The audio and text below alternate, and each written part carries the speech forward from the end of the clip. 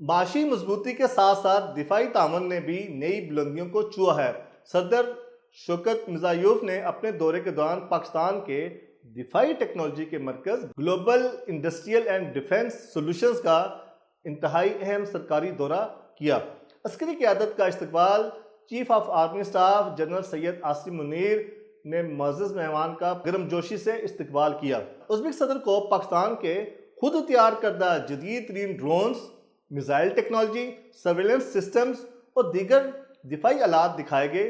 GIDS जो पाकिस्तान का सबसे बड़ा सरकारी दिफाई बरामद कुनंदा है, ने उज़्बेकिस्तान को अपनी जदीद तरीन मसनूआत और सनती महारत के इश्तराक की पेशकश की है, यानी टेक्नोलॉजी ट्रांसफ़र के मुआहदों की पेशकश की है।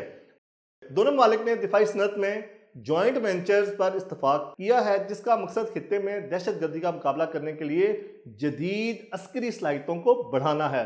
ये दौरा पाकिस्तान और उज़्बेकिस्तान के दरमियान महज दोस्ती का नहीं बल्कि स्ट्रेटेजिक पार्टनरशिप का है।